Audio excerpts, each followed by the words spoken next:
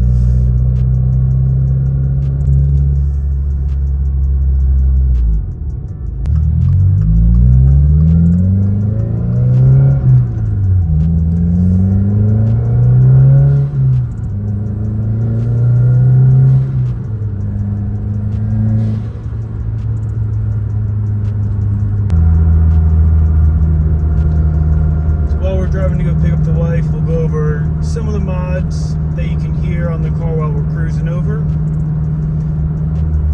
So you can hear, obviously we have an intake on the car.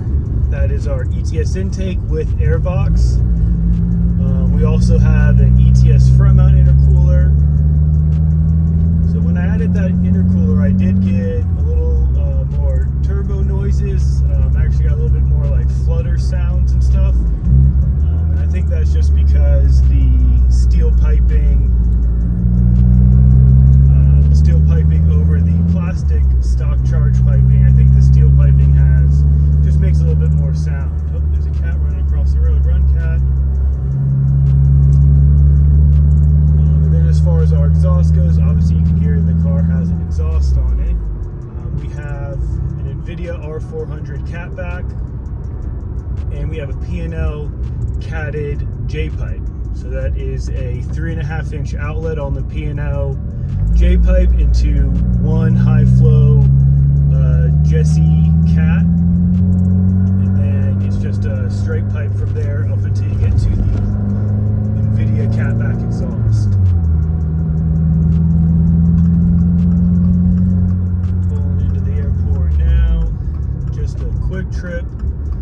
Car's just about warmed up. We're at about 170 degrees, so probably get like one little run on the way back. One good little pull.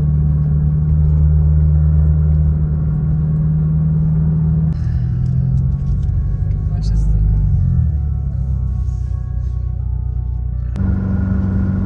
Alright, we just picked up the wife in the airport. Headed back right now, so maybe we'll get like one little pull in if she'll let us before we get back.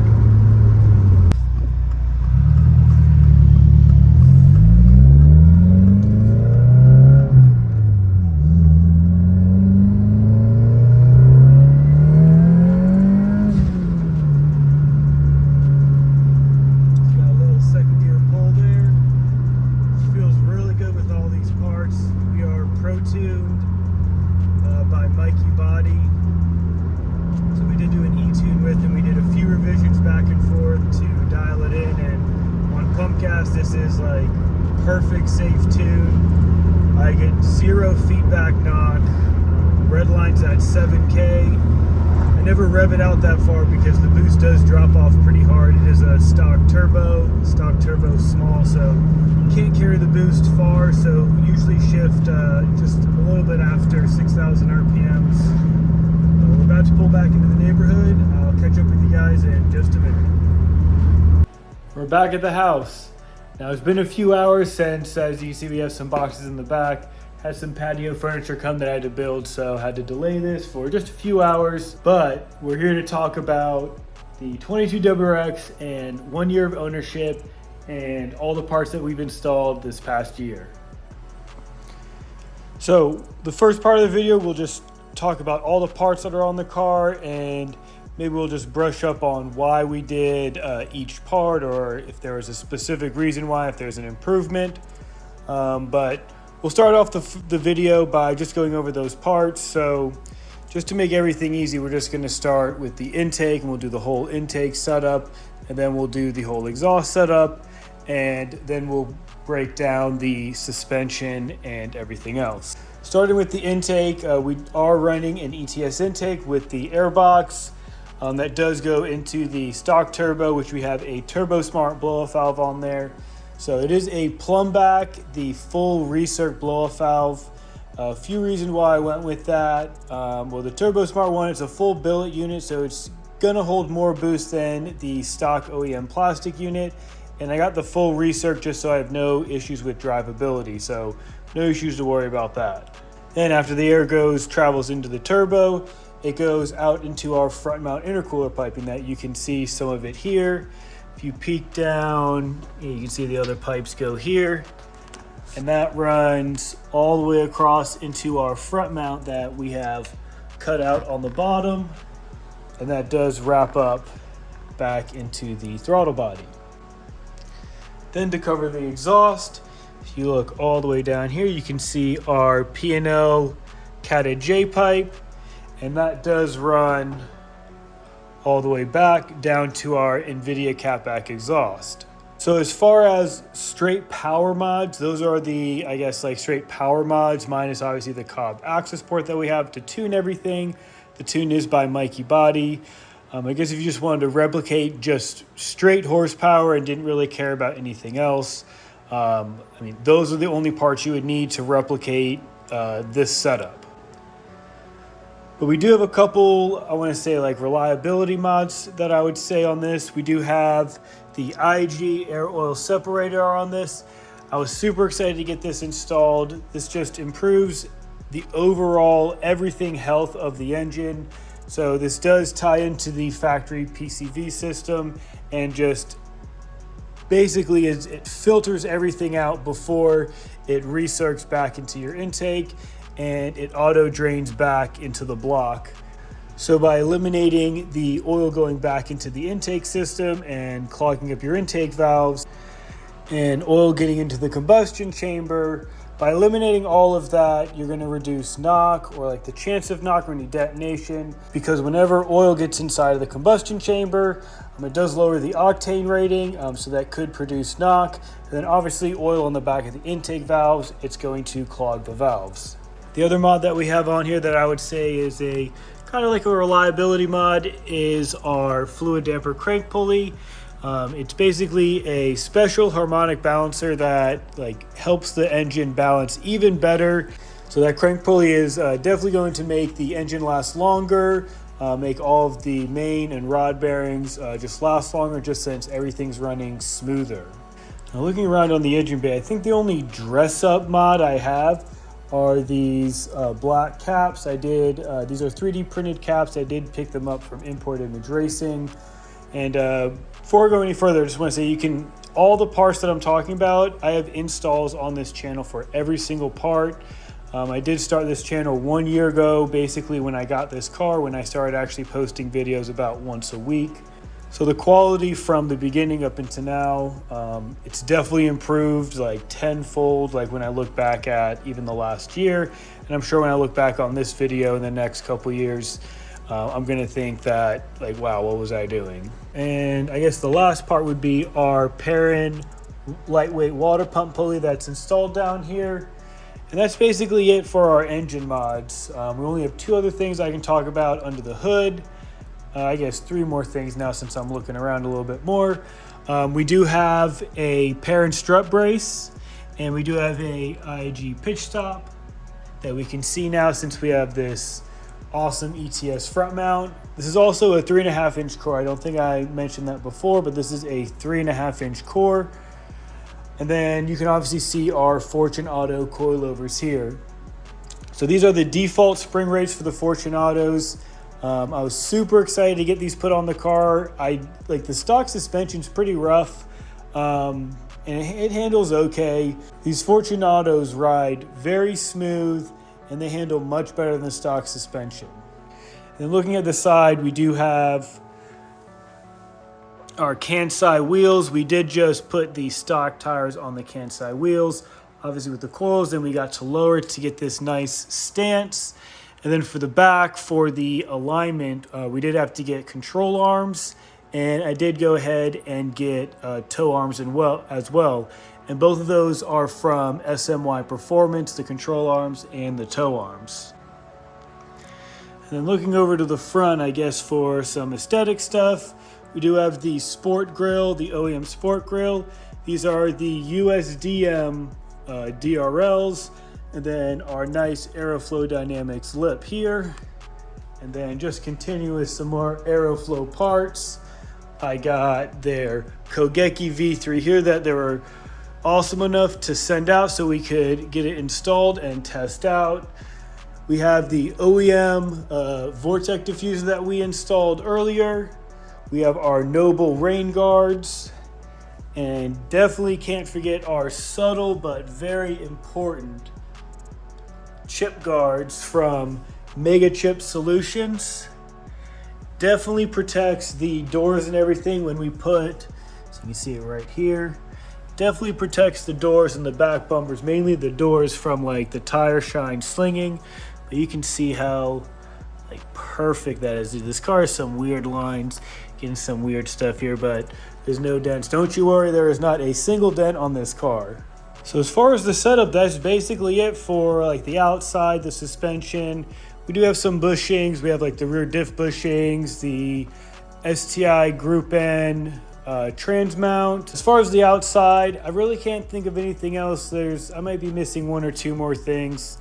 You see, as I'm looking over here, I see we have our SMY badges that we installed, front and back. I'm just going inside the car, show you guys what it looks like right now. So we didn't install these, but the car did come with these WRX illuminated sills. We did put our Cobb WeatherTech liners in. We just swapped out our dash for this Alcantara one on the dash and the console area. Nice billet work shift knob, obviously billet work shifter assembly, and underneath the car we have the shifter bushing. And we can't forget the everyday useful armrest extension. If you guys haven't driven one with one of these, you definitely need to try it. This was a nice upgrade from just the regular up and down one. So that's basically it for all the inside too. Can't really think of much else. This is a limited model, so I had one person question if my car is an automatic or not. This is not an automatic. Because I think on the front mount video when I did when I turned it on, the headlights moved a little bit. They have the adaptive headlights or whatever, the dynamic headlights with the steering wheel and all that crap. If you have the limited model, you don't need to have an automatic to have those features. This is a 6-speed manual, but not to say there's anything wrong with autos. I know some of the new autos are super quick and everything, but yeah, this is a 6-speed manual trans. So once this WRX trans blows, we will be swapping out to an STI trans. So we'll be doing that on the channel. So definitely stay tuned for that in the future. So hopefully we don't blow it up anytime soon, because I do want obviously the trans to last at least another year or so. We got some more parts coming out in the future. So hopefully I can get those parts installed and then save up to swap out this trans. But as far as all the mods, that's all that we got on the car. The car has been perfect. It hasn't skipped a beat. I did have an issue, everyone always complains about the radio. That was probably my biggest gripe about the car. The infotainment system on the premium or limited, you get that tablet, and it was just so laggy, and it's still kind of laggy, but the main issue was that Apple CarPlay, or if you had Android Auto, I'm sure it happened to Android Auto as well, but I have an iPhone, so my Apple CarPlay would just disconnect all the time. And I mean, sometimes it wouldn't even turn back on for like the whole drive home or wherever I'm going. And it was just kind of like ruining the experience of buying a brand new car and having issues that, like, I mean, you shouldn't have. It should be a basic function. Like, you buy a brand new car, the radio works. Since then, they do have a radio update. I did have to go to the dealership, so it was kind of a pain.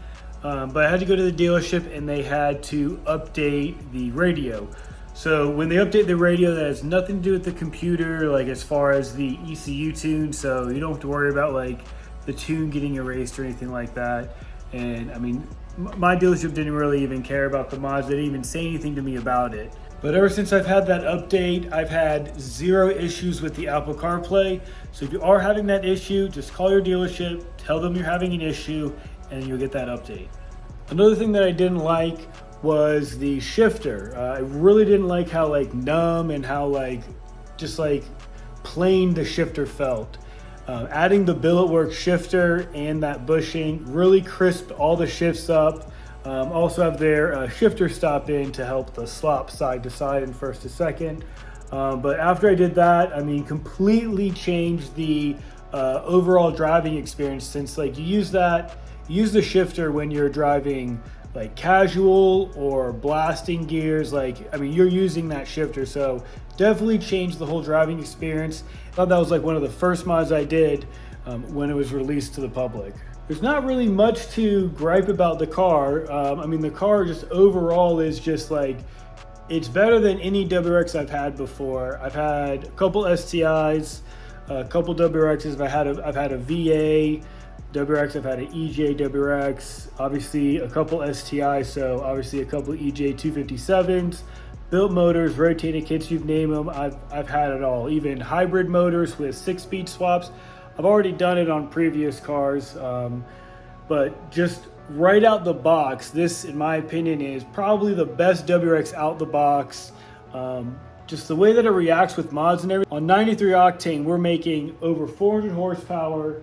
I might put a graph up right here. I have a couple virtual dynos that I took with Mikey during our tuning, so I'll put those up now so you can see roughly what our numbers are making, because these are virtual numbers. We didn't go to a physical dyno jet or anything. But we're making over 400 horsepower and well over 400 foot-pounds of torque as well.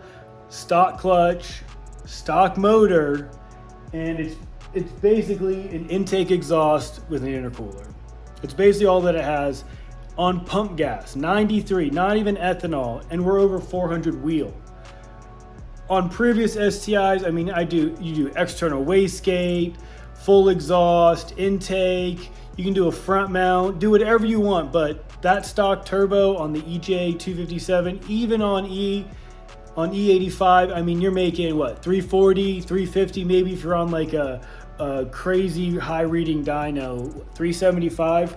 I mean, you've seen the numbers online. People are with front mounts, people are making over 400, as you can see on my graph as well. On E85, they're making even more than that on the E-blends. Recently today, I did see a couple posts. Mikey has been doing some testing on the full E85, no blends or anything. And they do say maybe that flex fuel kit will come out in the next month or so. So definitely going to be jumping on that right when that comes out, because that's like free power. I mean, just go to the gas pump, fill up on different gas, and you don't have to do any map switching. So 100% going to do that once that's released. The future is bright for Subaru, and definitely this FA24. I'm definitely going to be trying to work with more companies this year in 2023. Hopefully IG and ETS and a few other companies can help out with the channel and help out with this build, so I can show everyone that you can do this work in the garage and you can get positive results. I'm going to be active in the comments, so if you guys have any questions about the parts on the car, or if you have any question about like a specific install, I mean, just put a comment down below. I'll try to go through and answer everyone's questions. But other than that, that's all I got for you guys on this video. 1 year of ownership. I mean, I recommend this car to anyone that is on the fence. Definitely just jump in and get it, especially if you want to do like 1 or 2 mods. I guess for like my last thought, I guess if I were to pick like a couple mods to do, warranty didn't really matter. I would definitely do an access port, best bang for your buck for power, and then for like drivability, shifter feel, like I gave it away there. Definitely get the billet work shifter. And you're basically set. I mean, you'll be pretty happy with an access port. The power gains you get from stock to stage 1, even if you get like a Mikey E-Tune stage 1 or any other person's stage 1 tune, you're gonna like love the power gains just from a tune and nothing else. But that's all I got for you guys on this one.